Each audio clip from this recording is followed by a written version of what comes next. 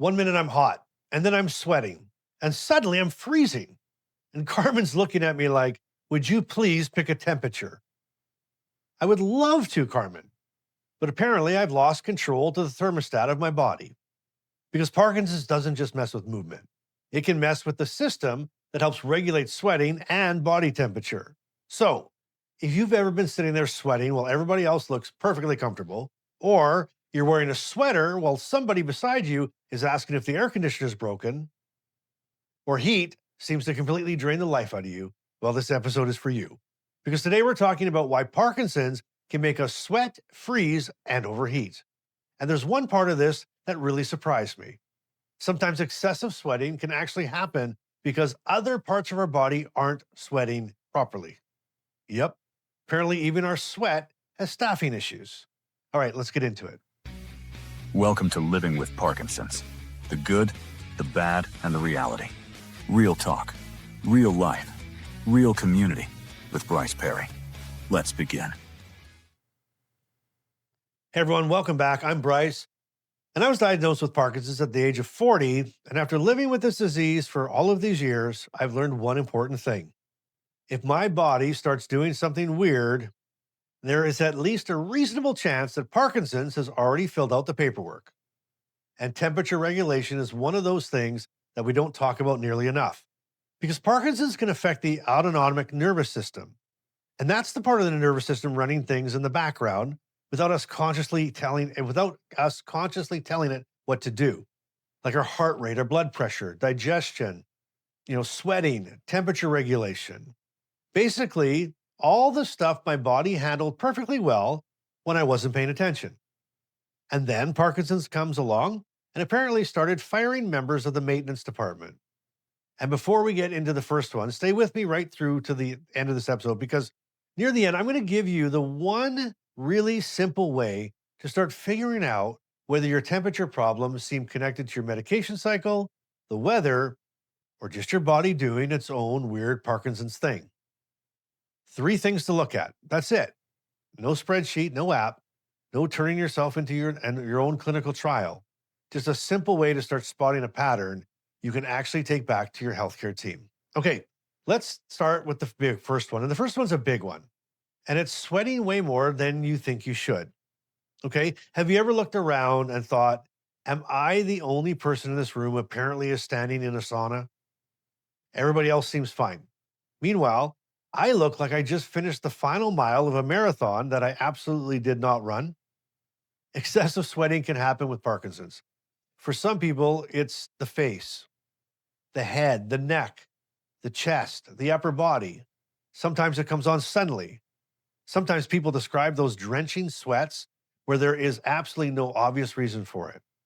You're not exercising, you're not outside in 35-degree weather, you're sitting in a perfectly normal room and suddenly your body has apparently decided, summer. And here's the frustrating thing. Other people may not understand it because they feel fine. That happens with so many Parkinson's symptoms, doesn't it? Somebody else looks at the room temperature and thinks, well, it's not hot in here. Correct. But apparently, nobody sent that information to my nervous system. And this is why I think people will sometimes start questioning themselves. Why am I sweating? Is there something wrong? Am I anxious? Is the room hotter than I think? Sometimes there may actually be a Parkinson's connection. So if Parkinson's sweating has become part of your Parkinson's world, give me a me too, or just put sweat in the comments. Let's see how big this club is. And please, no embarrassment. We're talking Parkinson's. Dignity left the building about 12 symptoms ago. But the weird part is that sweating too much isn't always as straightforward as it sounds. Because sometimes one part of the body is working overtime, while another part is apparently on lunch break, which brings us to number 2. And that is you can sweat too much in one place and too little somewhere else. Now, this is bizarre. Some people with Parkinson's may sweat excessively through the head or the trunk, while sweating less in areas like hands, feet, and legs. So the upper body may appear to be overdoing it because other areas aren't contributing normally. Basically, my body may be saying, feet aren't pulling their weight today. Face, you're covering their shift. Wonderful. But when I learned this, it actually made some sense because sweating isn't just an inconvenience, it is part of how our body cools itself. So if sweating isn't happening, evenly or normally, temperature regulation can get harder too. And that starts explaining why somebody can feel completely overwhelmed by heat, even when the temperature doesn't seem particularly extreme to everyone else. And that leads us right into number three, and that's heat can hit different with Parkinson's. Sometimes heat doesn't just make me feel hot, it makes everything harder. My energy disappears, movement feels heavier, thinking gets slower, or you feel drained. And suddenly, the little outing that you thought would take 20 minutes, well, it feels like you've joined an expedition across the Sahara Desert.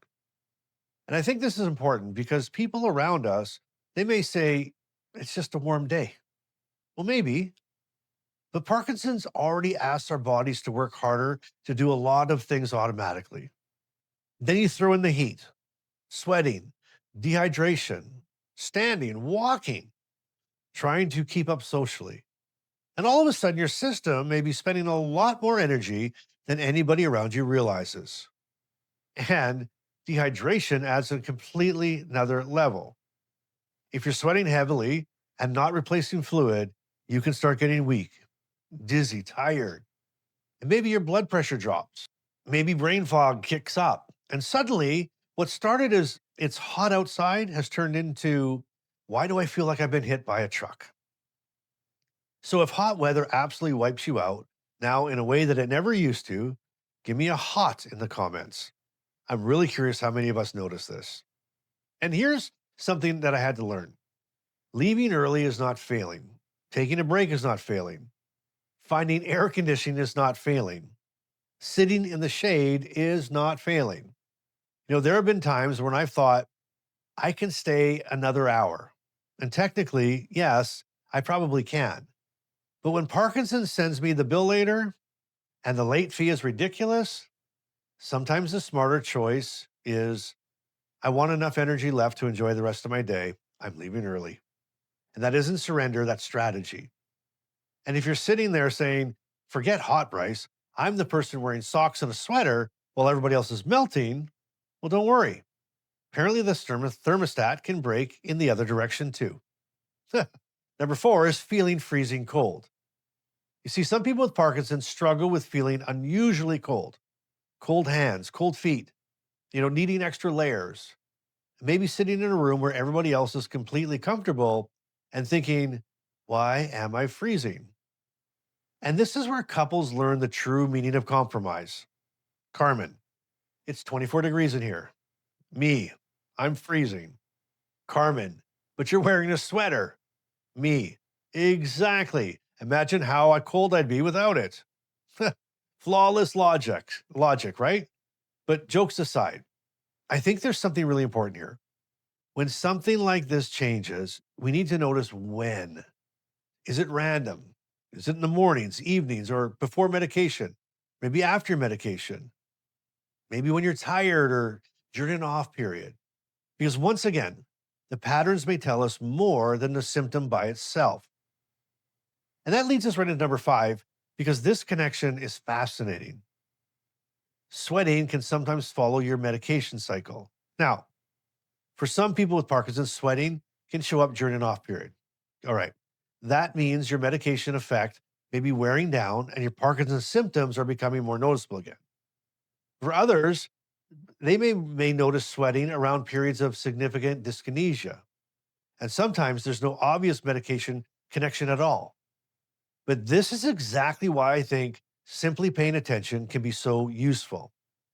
There is a massive difference between telling your neurologist, I sweat a lot, and saying, 3 times this week, I had a drenching sweat about 30 minutes before my next medication dose. Now we have something. We have time, medication, symptom, pattern. Maybe you start noticing like when I start going off, I start sweating. Or when the dyskinesia kicks up, the sweating kicks up too. Or it has absolutely nothing to do with my pills. It only happens when I'm outside. All those are useful. And this is one of those areas where care partners may actually see it before we do. Carmen might say, "You seem to start sweating around the same time every afternoon." And of course, my first response will be, "No, I don't." Because apparently, step one in marriage is denial. And then 3 days later, I'll notice it myself and I will announce, "You know what? You know what I've noticed, Carmen?" And she'll just stare at me, that stare. Every married person watching knows exactly the stare that I mean. And if you do, give me a me too in the comments. So if your sweating, though, seems connected to your off period, give me an off in the comments because I would love to know whether people are noticing that connection. And there's another time that this can show up when nobody wants to think about anything except for sleep, which leads us to number 6, and that is night sweats. Nothing says restful night like waking up at 2 in the morning, wondering why your bed has become a tropical rainforest. Night sweating can happen too. Some people wake up soaked, changing clothes, changing bedding, blankets on, blankets off. And if you share a bed with somebody, well, now they are participating in the experiment, whether they volunteered for it or not. Carmen wakes up wondering why the bedroom apparently has 4 seasons happening simultaneously. But here is where we have to be sensible. Not every night sweat is Parkinson's. And this is something I really want to keep saying on this channel. Once you've had Parkinson's long enough, it becomes very tempting to blame everything on Parkinson's. New symptom, Parkinson's. Something hurts, Parkinson's. Can't find my keys, Parkinson's. No, Bryce, you put them in the refrigerator. That one was you. Significant new night sweats can have other causes, though: medication effects, infection, hormonal changes, other medical issues. So if this suddenly starts happening and it's new or severe, make sure you mention it. Don't automatically stamp Parkinson's on the file and close the case. And that brings us to number 7. Now, this one is more serious. Not scary, but just important. Number 7 is sometimes it isn't just about comfort. Now, most of what we've been talking about is annoying, right? Hot, cold, sweaty, uncomfortable. But extreme heat, heavy sweating, and dehydration can eventually become more than annoying. If someone with Parkinson's becomes extremely overheated, confused, very weak, faint, or they simply cannot cool down, take that seriously. And there is also a very rare but serious emergency called Parkinson's hyperprixia syndrome. And it is usually associated with an abrupt disruption or withdrawal of dopaminic medication. It can involve a very high temperature, severe rigidity, and a dramatic worsening of Parkinsonisms. Now, listen carefully. I said it was rare. Do not finish this episode, feel warm tomorrow morning, and announce, "Bryce said hyperprixaria." No, Bryce did not say that. Most everyday heat and sweating problems with Parkinson's are nowhere near that dramatic. But if someone is suddenly extremely unwell, has a high temperature, more confusion, severe rigidity, and dramatic change, well, that needs proper medical attention. Not, "I'll ask in the club or I'll ask the Facebook group." Get help. And please do not abruptly stop taking Parkinson's medication because you think it may be causing something without talking to your medical team first. Which brings me to the thing that I promised you at the very beginning. This, that is, how do we start figuring out whether these temperature problems seem connected to medication, the environment, or something else? Well, here's the easiest way that I know. For a week or two, whenever you have significant sweating, overheating, or freezing, write down 3 things.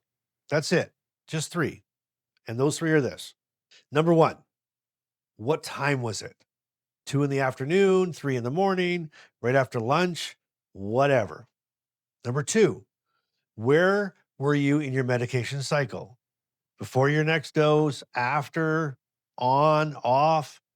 And number 3, what was happening around you? Outside, sleeping, walking, stressed, hot room, exercise? That's it. Time, medication, and environment. You're not tracking your entire existence. You're just looking for repetition. Maybe you notice the sweating happens 40 minutes before your medication. Maybe it happens when the dyskinesia kicks up. Maybe your heat crashes happen after being outside, or maybe there is no connection whatsoever. And that's useful too, because even there is no obvious patterns, tells your healthcare team something. And most importantly, now you've moved from I get hot sometimes to this keeps happening under these conditions. And that is much better information. So, aside from noticing patterns, what can we do? Well, first, you need to stay ahead of hydration, especially during hot weather. Don't wait until you're completely drained and suddenly realize, I have consumed 1 cup of coffee and half a Diet Coke today. That is not a hydration strategy. Second, layers, especially if you bounce between hot and cold. Sometimes you take off, sometimes you put on, because apparently Parkinson's fashion is now less about style and more about climate control.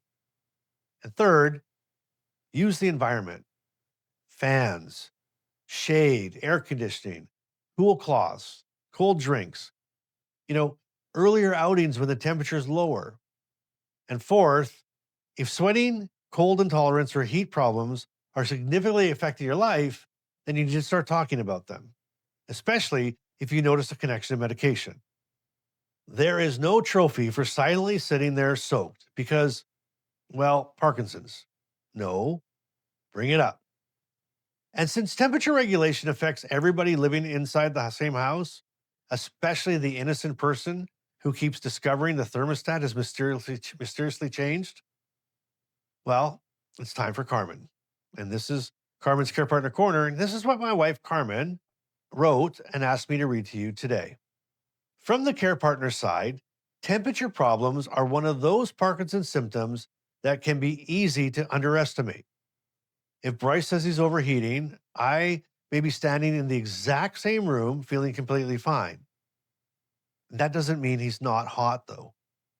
And if he says he's freezing while I'm comfortable, well, telling him that what the thermostat says probably isn't going to change what his body is telling him. What I can do, though, is help him respond to it. Grab some water, find somewhere cooler, take a break, or bring an extra layer, or recognize when an outing has simply become too much. I also think it's worth noting patterns. If the sweating happens around the medication time, at night, during dyskinesia, or in certain situations, write it down. Sometimes the care partner sees the pattern before the person with Parkinson's does. And one more thing, if your person with Parkinson's says they're overheating, believe them. Unless it's Bryce complaining that the house is too hot after secretly turning the thermostat up himself. It's happened, and you need to investigate. And now, here is my Carmenism for you today. Living with Parkinson's means Bryce has an internal thermostat. Living with Bryce means apparently I'm the customer service department. Fair. Although I would like the record to show that customer service hours could be improved. Anyway, so here's the big picture. Parkinson's can affect the automatic system that helps regulate temperature. Okay. And that can mean sweating too much, sweating too little, feeling unusually hot or feeling unusually cold, night sweats, sweating around off periods, sweating with dyskinesia, or simply feeling like your internal thermostat has completely lost the plot. And I think the biggest thing that I want you to take away today is this: knowing there may be a Parkinson's connection can change the question. Because without the information, you start asking, what's wrong with me? Why can't I handle heat anymore? Why am I sweating when everybody else is fine? Why am I freezing? But once you understand there may be a reason, well, then the question becomes, okay, how do I work with this? And that's a completely different mindset. You stop fighting yourself.